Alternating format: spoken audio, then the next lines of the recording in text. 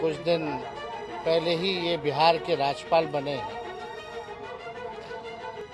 लेकिन आप लोगों ने जब भाषण सुना होगा तो सब लोग लगता है कंफ्यूज होंगे कि कौन सी सरकार के बारे में भाषण था। ये 2015 वाली सरकार थी का भाषण उन्होंने पढ़ा है कि 2017 वाला का पढ़ा है कि 20 वाले का पढ़ा है कि 22 वाले का पढ़ा है कि 24 वाले का पढ़ा है। साक्षरता के मामले में बिहार सबसे फिसलती है। बिहार जो है प्रति व्यक्ति आय निवेश में सबसे फिसलती है, किसानों के आय में फिसलती है। बिहार विधानमंडल का बजट सत्र आज यानी कि 28 फरवरी से हंगामे के बीच शुरू हो गया है। विपक्षी दलों ने जमकर विरोध प्रदर्शन किया और साथ ही साथ सदन में भी शोर शराबा किया। स्पीकर नंदकिशोर यादव ने सदन की कार्यवाही शुरू करवाई और सभी सदस्यों से शांति बनाए रखने की अपील की। इस दौरान वाम दल के विधायक हथकड़ी पहनकर विधानसभा पहुंचे और केंद्र सरकार पर कई आरोप भी लगाए। स्पीकर ने मुख्यमंत्री नीतीश कुमार को आने वाले 1 मार्च के लिए अग्रिम शुभकामना दी, क्योंकि उस दिन उनका जन्मदिन है। राज्यपाल आरिफ मोहम्मद खान का अभिभाषण आज सेंट्रल हॉल में हुआ। इन सबके बीच सबसे गौर करने वाली बात यह है कि तेजस्वी यादव ने यह कह डाला है कि नीतीश कुमार सरकार चलाने में अब सक्षम नहीं है, लोग उनसे तंग आ चुके हैं। तेजस्वी यादव ने बोलते बोलते ये भी कह दिया कि यह बिहार सरकार के मंत्रिमंडल का विस्तार नहीं है, बल्कि यह भाजपा के मंत्रिमंडल का विस्तार है। चलिए आपको दिखाते हैं कि मीडिया से बातचीत के दौरान तेजस्वी यादव ने और क्या क्या कहा। भाषण जो है दिया है और आप सब लोग जानते हैं जो सरकार लिख के देती है वही राज्यपाल जी जो हैं पढ़ते हैं। महामहिम का हम लोग सम्मान करते हैं। कुछ दिन पहले ही ये बिहार के राज्यपाल बने हैं तो उनका हम लोग स्वागत करते हैं। भाषण दिया है उन्होंने, लेकिन आप लोगों ने जब भाषण सुना होगा तो सब लोग लगता है कंफ्यूज होंगे कि कौन सी सरकार के बारे में भाषण था। ये 2015 वाली सरकार थी का भाषण उन्होंने पढ़ा है कि 2017 वाला का पढ़ा है कि 20 वाले का पढ़ा है कि 22 वाले का पढ़ा है कि 24 वाले का पढ़ा है। आप अगर पूरा भाषण देखें तो आखिर कौन सा सरकार के बारे में इन्होंने भाषण पढ़ा है। हाल फिलहाल में भी 1 साल नई सरकार को हुआ है और हमें 1 साल में इनकी कोई उपलब्धि जो है दिखी नहीं है कि कौन सा उपलब्धि बिहार सरकार। पढ़े थे तो अगर पढ़ना था तो नीति आयोग का रिपोर्ट भी पढ़ देते।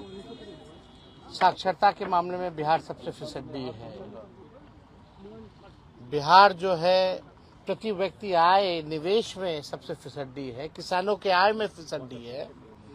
और बिहार आगे कहाँ है? बेरोजगारी के मामला में नंबर 1 है, पलायन में नंबर 1 है, गरीबी में नंबर 1 है। ये सब भी बताना चाहिए था।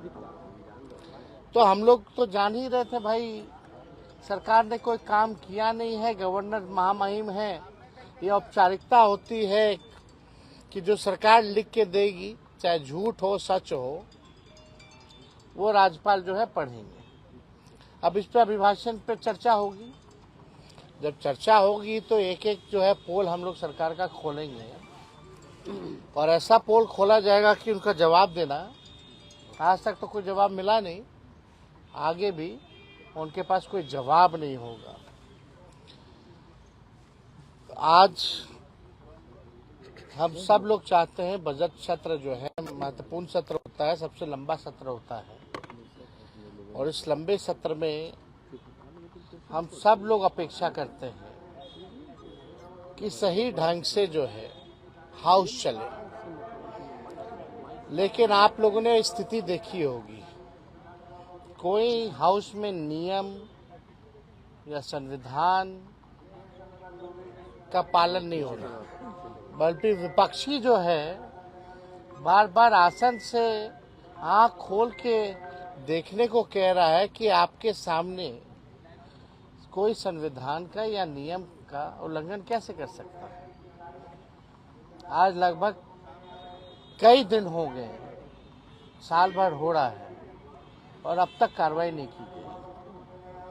स्पष्टीकरण पूछा गया लेकिन कोई जवाब मिला नहीं है। तो क्या ये आसन का अपमान नहीं है?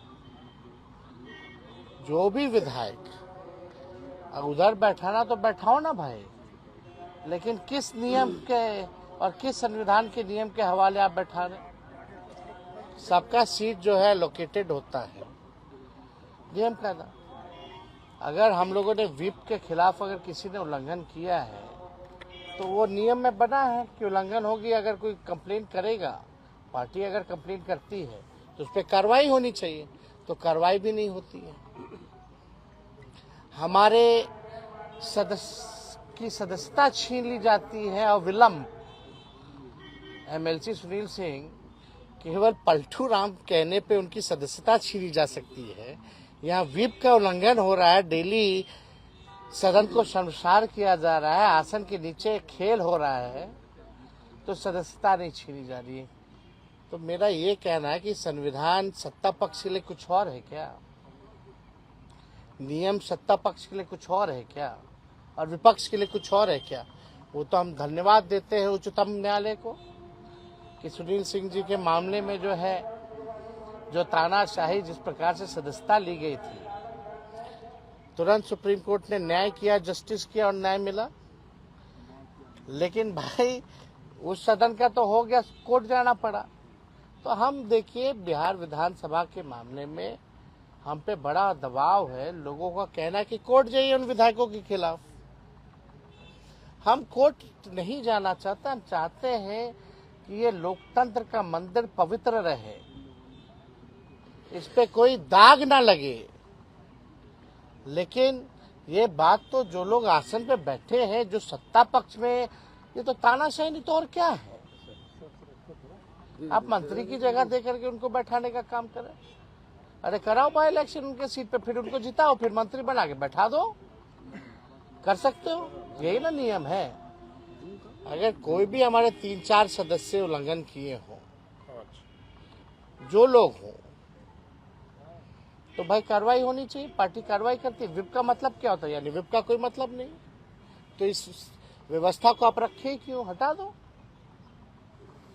तो देखिए, अगर सिटिंग अरेंजमेंट में ही ये हाल है तो विपक्ष तो संविधान और नियम और लोकतंत्र को बचाने के लिए हमेशा आवाज उठाएगा। निशांत की चर्चा बड़ी हो रही है। अब हो गया, आप जी, अब तो हम बोल दिए। नेता भी कह रहे हैं कि आना चाहिए। अब देखिए, अब उनका पार्टी का मामला है, उन पर छोड़ा जाए। हमने एक बार नहीं कई बार प्रतिक्रिया इस मामले में दे दिया है। बार बार मेरा इस पे, आपने पूर्व बयान मेरा सुन लीजिए, आपको पता चल जाएगा तय है कि नहीं है। तो इस पे हम बार बार इस मामले में, मुख्यमंत्री पद के चेहरा नहीं होंगे, का एक बयान आया है। अरे माननीय मुख्यमंत्री पद का चेहरा आदरणीय नीतीश कुमार जी ने जो मंत्रिमंडल विस्तार किया है, वो उनका आखिरी मंत्रिमंडल विस्तार है। अब नीतीश कुमार जी दोबारा बिहार के मुख्यमंत्री नहीं बनने जा रहे। हालांकि हम पूरा सम्मान करते हैं, बुजुर्ग हो गए हैं, अब उनका समय पुराना हो चुका है, समय खत्म हो चुका है।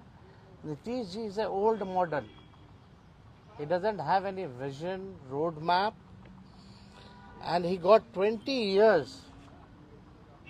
बिहार की जनता ने 20 साल मौका दिया, ये कोई मामूली बात नहीं है।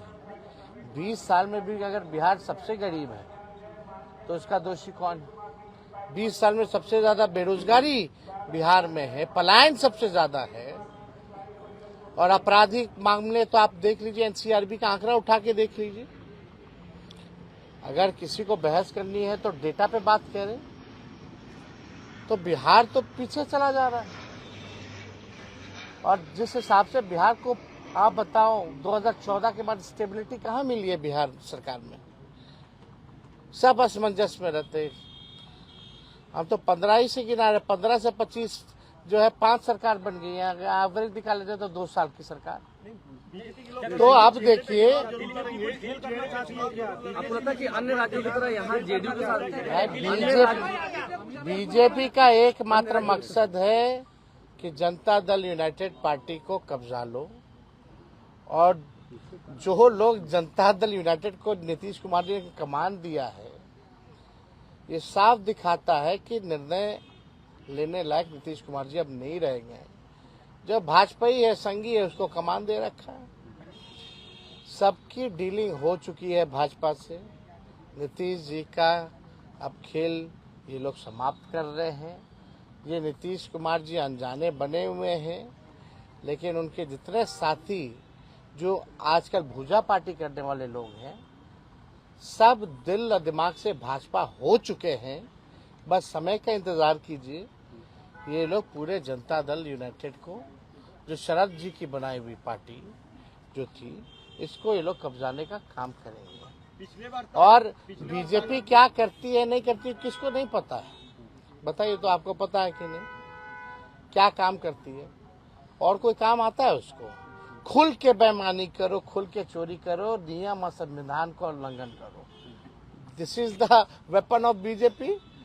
दे have all the institution in their pocket. जितना इंस्टीट्यूशंस है, कॉन्स्टिट्यूशनल इंस्टीट्यूशंस है, सब पॉकेट में।